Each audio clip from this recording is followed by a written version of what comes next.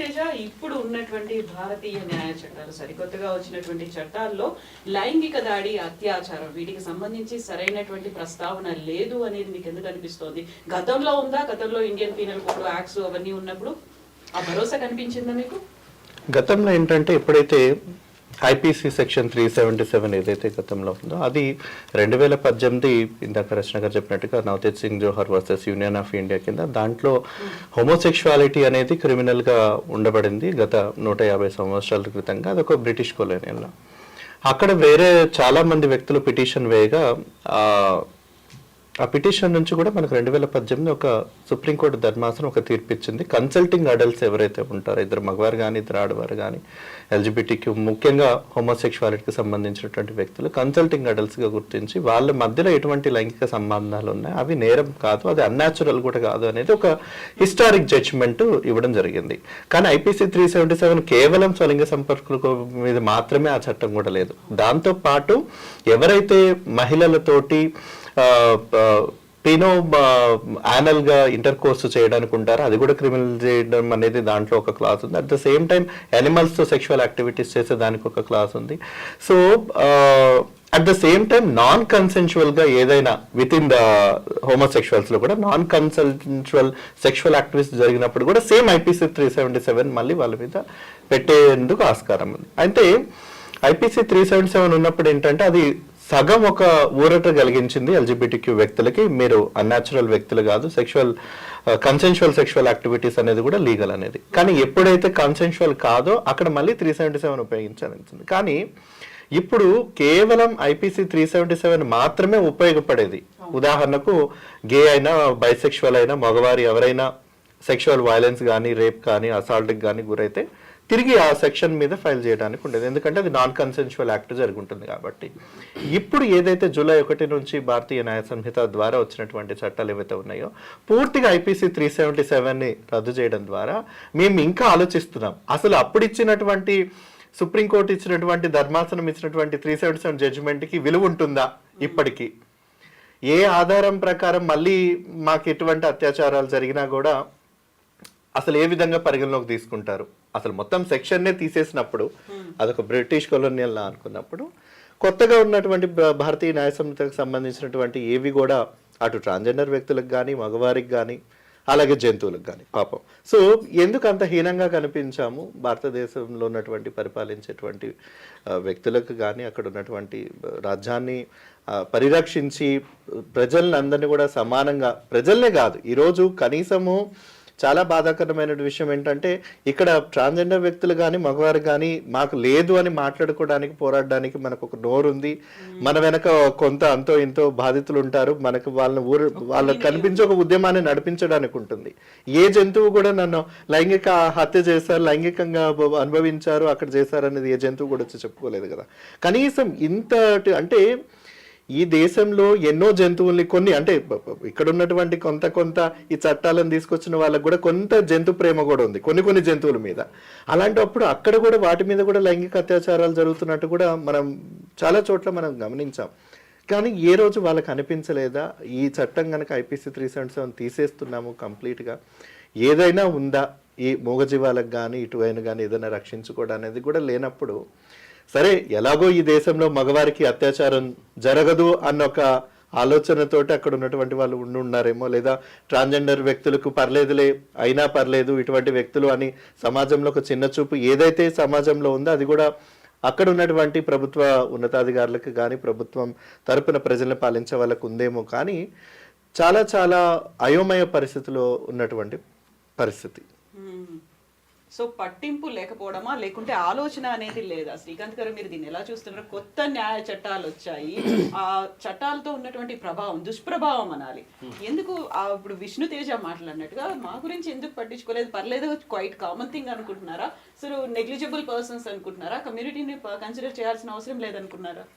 కవిత గారు, ఇది ఏంటంటే మనకు 2018లో జడ్జిమెంట్ వచ్చిన తర్వాత కూడా, నవతేజ్ సింగ్ జోహర్ జడ్జిమెంట్ వచ్చిన తర్వాత కూడా దాని ప్రాపగండా ఎలా జరిగిందో ఒకసారి మనం విశ్లేషించి చూస్తే ఎట్లా జరిగింది అంటే, సేమ్ జెండర్ ఉన్న వాళ్ళు సెక్స్ చేసుకోవడానికి ఎటువంటి అభ్యంతరం లేదు. ఇంతవరకే అంతే ఉంది. ఇంతవరకే అది కూడా మొత్తం 2018 దాకా వెయిట్ చేయాల్సి వెయిట్ చేయాల్సి వచ్చింది. సో ఎట్లా అయిపోయింది అంటే ఓకే కన్సెన్షువల్ సెక్స్ ఇద్దరు చేసుకుంటే తప్పలేదు, సేమ్ జెండర్ వాళ్ళు చేసుకుంటే తప్పలేదు అనే దగ్గరనే ఆగిపోయారు. సెకండ్ పోర్షన్ ఇగ్నోర్ చేశారు. అంటే సెకండ్ పోర్షన్ అంటే ఇంటి చూడండి, ఆర్టికల్ 14, 15 రెండు మనం కంపేర్ చేసి చూస్తే 2 ఫోల్డెడ్ ఉంటుంది ఆర్టికల్ 14లో. అదేంటి అంటే నేను మీకు లాంగ్వేజ్ కూడా నేను చదివి చెప్దామని చెప్పేసి రెడీగా ఓపెన్ చేసి పెట్టాను. అంటే ఈ ఆర్టికల్ 14, ఆర్టికల్ 15 రెండు కలిపి ఎందుకు చదవాలి అంటే ఆర్టికల్ 14లో మీకు 2 ఫోల్డెడ్ ఎలా ఉంటుందంటే డిస్క్రిమినేషన్ అనేది only based on sex, religion, race, caste, region దేని మీద కూడా ఉండకూడదు. ఆర్టికల్ 14 నేను చెప్తున్నాను లాంగ్వేజ్లో, state shall not deny to any person equality before the law or the equal protection of the laws. ఇక్కడ ఒక దగ్గర ఏమో లా అని వాడారు, ఇది సరళమైన భాషలో అందరికి అర్థం కావడం చెప్తున్నా. ఈక్వాలిటీ బిఫోర్ లా, చట్టం ముందు అందరూ సమానమే. సెకండ్ పోర్షన్ చూడండి, ఇది చాలా ఇంట్రెస్టింగ్ పోర్షన్, ఇది వైలేట్ చేస్తుంది. The equal protection of the laws within the territory of India. అంటే ఇది ఏంటి అంటే ఎలా అర్థం చేసుకోవాలి అంటే ఒక దగ్గర లా అని ఇంకో దగ్గర లాస్ అని ఎందుకు అన్నారంటే ఇప్పుడు ఒక ఇంట్లో ఒక పిల్లవాడికి 10 ఏళ్ళు ఉన్నాయి, ఇంకొకరికి 30 ఏళ్ళు ఉన్నాయి. ఇద్దరు పేరెంట్స్కి కొంచెం లేట్గా డెలివరీ అయింది అనుకుందాం ఎగ్జాంపుల్. వీళ్ళిద్దరికీ సమాన హక్కులు ఉండాలి, వాళ్ళిద్దరిని సమానంగా చూడాలి, వ్యత్యాసం చూపించకూడదు. అలాగని చెప్పేసి 30 ఏళ్ళ వాడికి లైసెన్స్ ఉంది కాబట్టి నేను కారు కొనిస్తాను, బైక్ కొనిస్తాను, 10 ఏళ్ళ వాడికి కూడా కొనియాలి అనకూడదు. So that is not equality. Exactly. So equal protection ఉండాలి, ప్రొటెక్షన్ ఆఫ్ ద లాస్. అంటే ఈ 10 ఏళ్ళ పిల్లవాడికి సపరేట్గా లా ప్రొటెక్ట్ చేయడానికి సపరేట్ లా చేయాలి. ఇప్పుడు ఆడవాళ్ళ కోసం ఫర్ ఎగ్జాంపుల్, ఆడవాళ్ళకి నేను ఒక చట్టం చేశాను అనుకోండి, ఆడవాళ్ళకి చట్టం చేసినప్పుడు ఇది ఆర్టికల్ 14 వైలేషన్ కదా, మగవాళ్ళకి ఎందుకు లేదు ఈ చట్టం అనడానికి వీల్లేదు. ఎందుకని? ఈక్వాలిటీ అంటే అందరూ సమానమే, కానీ ఈక్వాలిటీ అమాంగ్స్ ద ఈక్వల్స్. మన స్పిరిట్ ఏంటి అంటే ఈక్వాలిటీ అమాంగ్స్ ద ఈక్వల్స్. అందుకని స్త్రీల కోసం చేసిన చట్టాలని ఇది మగవాళ్ళ కోసం లేదు కాబట్టి ఆర్టికల్ 14 వైలేషన్ ఇది అని చెప్పడానికి లేదు. సో అందుకని సెకండ్ పోర్షన్ ఆఫ్ ఆర్టికల్ 14లో లాస్ అనే పదం వాడారు. Equal protection of the laws అంటే ఆడవాళ్ళకి ఎలాంటి ప్రొటెక్షన్ అయితే ప్రొవైడ్ చేస్తున్నారో, పిల్లలకి ఎలాంటి ప్రొటెక్షన్ అయితే ప్రొవైడ్ చేస్తున్నారో, అలా వేరే కేటగిరీస్లో ఉండే వ్యక్తులకి సపరేట్ లాస్ చేసి మరీ ప్రొటెక్ట్ చేయాలి అనేది ఈ ఆర్టికల్ 14 యొక్క స్పిరిట్. అలాగే ఆర్టికల్ 15లో based on race, sex, religion వీటి దేని మీద కూడా వ్యత్యాసం చూపించకూడదు అని చెప్పేసి ఆర్టికల్ 15 స్పిరిట్ చెప్తుంది. అయితే ఇప్పుడు బేస్డ్ ఆన్ సెక్స్ అంటే జనరల్గా కామన్ ఒపీనియన్ ఏమైపోయిందంటే అది 2018 వరకు మగవాళ్ళు ఆడవాళ్ళు ఇది ఓకే న్యాచురల్గా ఉంది, ఇది కాకుండా వేరే అంతా అన్యాచురల్ అని చెప్పేసి ఒక ఆర్గ్యుమెంట్ చేస్తారు. అది కాసేపు పక్కన పెడతాం. బేస్డ్ ఆన్ సెక్స్ అనేది వెదర్ ప్రైవసీ, ఐడెంటిటీ అనేది నా వ్యక్తిగతమా కాదా అనేది క్వశ్చన్ ఇక్కడ. మూడో వాడికి ఎందుకు అసలు what is your sexuality, what is your sexual preference అనేది మూడో వాడికి ఎందుకు అసలు ఏ సంబంధం? It is your privacy. So based on that మీరు డిస్క్రిమినేట్ చేయడానికి వీల్లేదు. ఇప్పుడు 377 తీసేయడం వల్ల ఏమవుతుంది అంటే చిన్నపిల్లల్ని ఆడవాళ్ళని ఒక కేటగిరీలో వేశారు. అంటే మీరు ఈ కొత్తగా వచ్చిన హిందీ చట్టం చూస్తే ఏమనుకోండి, నేను హిందీ చట్టం అర్థమైంది.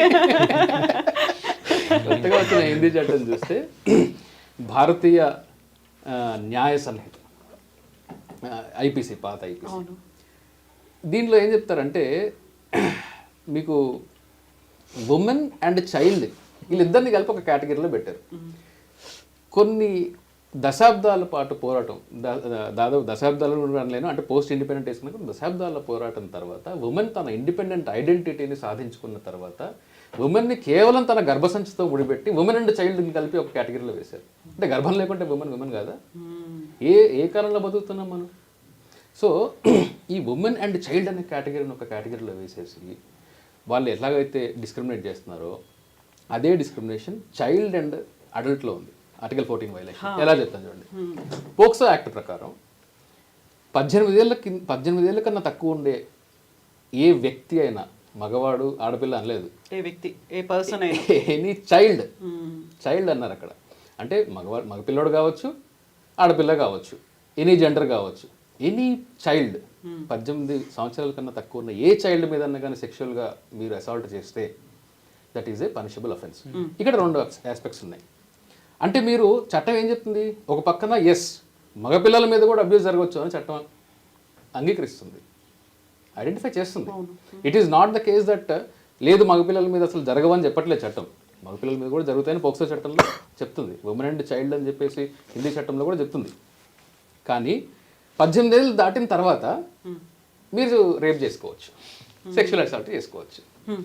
సో ఇది ఎట్లా ఉంది అంటే ఒకసారి లాంగ్ బ్యాక్ అట్రాసిటీ చట్టం, ఎస్సీ ఎస్టీ అట్రాసిటీ చట్టం ఉన్నప్పుడు రేప్ అఫెన్సెస్లో ఉమెన్ని, ఎస్సీ ఎస్టీ ఉమెన్ని రేప్ చేస్తే తక్కువ శిక్ష, ఐపీసీలో వేరే ఉమెన్ రేప్ చేస్తే ఎక్కువ శిక్ష ఉండేది.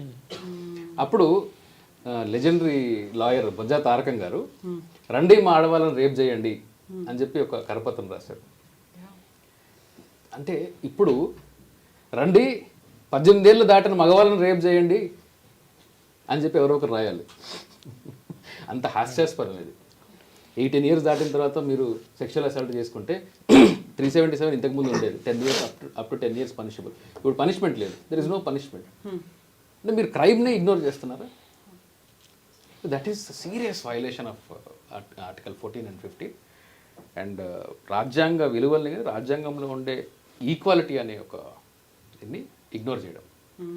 సామాజిక రుగ్మత ఎక్కడ ఉందంటే కవిత గారు, రాజ్యాంగం లాంగ్వేజ్ కానీ, క్రిమినల్ చట్టాల లాంగ్వేజ్ కానీ, ఏ చట్టం లాంగ్వేజ్ అన్న కానీ చూడండి, ఒక వ్యక్తిని రాజ్యాంగం ఎనీ సిటిజన్ అంటది. Any citizen, not any person, not even any person, any citizen. Whether LGBT community is వాళ్ళు సిటిజనా కాదా, పౌరులా కాదా, వాళ్ళు మనుషులు, they have their own mind. Just because వాళ్ళ సెక్షువాలిటీ ఏదో డిఫరెంట్గా ఉన్నందుకు నువ్వు సిటిజన్ కాదనలేవు కదా. రాజ్యాంగం భాష ఏంటి? ఏ సిటిజన్ని కూడా, ఏ పౌరుణ్ణి కూడా వ్యత్యాసించి చూడకూడదు, డిస్క్రిమినేట్ చేయకూడదు. సో వెదర్ ఎల్జిబిటీ కమ్యూనిటీ పౌరులా కాదా అనే ప్రశ్న నేను అడుగుతున్నాను.